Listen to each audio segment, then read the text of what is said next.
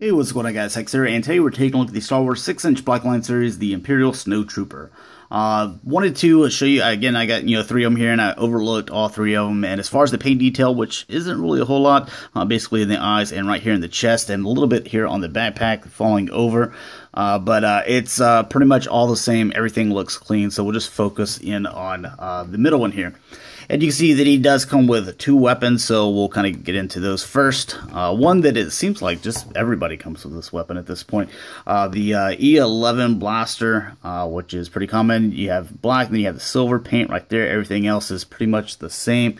Then you get this gun, which I completely forgot what it's called because we haven't got it in a while. But you can see the long-range rifle here, and you can see that it's black with a little bit of silver paint all over, so it looks like it's all scuffed up, seen some damage, or you know what? It looks better than just leaving it all black plastic. So even though it just kind of looks a little strange with all that silver on there, I like it better than just plain black plastic. So if you could do more of that, Hasbro, I'd appreciate it.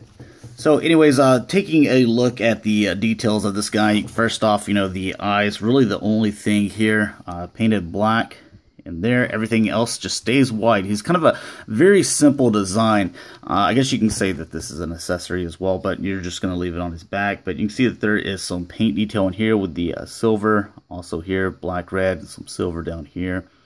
And you get a little red on the side there. So also very similar to the First Order, which, this was going to be the original. First Order basically copies it. And you can see there's some silver paint here on the back right here. And then you get silver here and black and red here at the front. All the rest of the figure is pretty much the same, just white. And then you have kind of like this off-white throughout here for basically the kind of jumpsuit or clothing up underneath. The armor's all nice and shiny white, and then you have the boots and the back, coat section here, which is just filthy. Which that's how they looked in the film, but it was always strange to me that these guys, they're all white.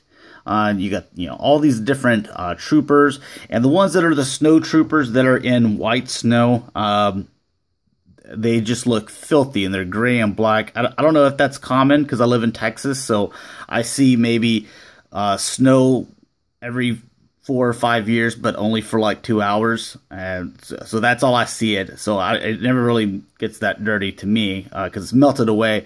But you guys that have a lot of snow, is that common? That whenever you walk around in snow and white, it just turns everything black. So if it is, then very accurate, because that's how it was in the film. So I appreciate them doing it on here. I just thought that was weird. But you can see that they hit this with this off color that they kept with this color instead of just being white like we've seen with all the rest of the guys. So they hit it with this kind of dirty gray here at the bottom. I like that. It's also at the inside of the jacket as well, and then definitely here at the bottom of the boots.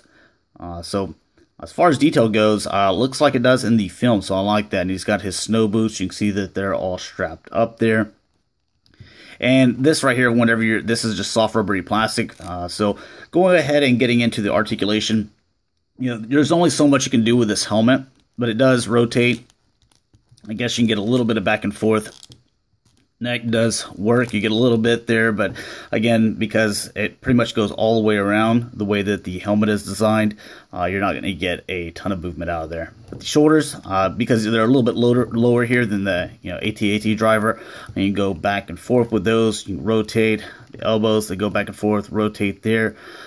You can rotate the wrist. This goes up and down. This one goes left to right.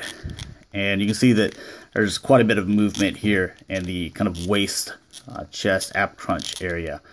Then with the legs, because this is soft, rubbery plastic here, this can move. This is all, like I mentioned before, soft rubbery plastic, so that'll move with that. Go in and out a little bit, I guess you could. Thigh, they rotate very nicely. It's not hard at all. Then you have the knees, which you get more than 90 degrees there. Just this kind of gets in the way. Then you have the foot where this will rotate on here and go up and down. So a little bit of articulation there. This was another one that I had a few of when I was a kid. So glad I have him as well. Very cool. That's probably one of my favorite scenes is the Empire Strikes Back with the Hoth scene. So introduced to the AT-AT drivers and the Snowtroopers and the Tauntauns, the Snow Speeders, the AT-ATs. I just such a cool scene where so many new things were introduced, and this was one of those guys. So anyways, thanks a lot for watching, guys. Hopefully you enjoyed, and I'll talk to you guys later. Peace.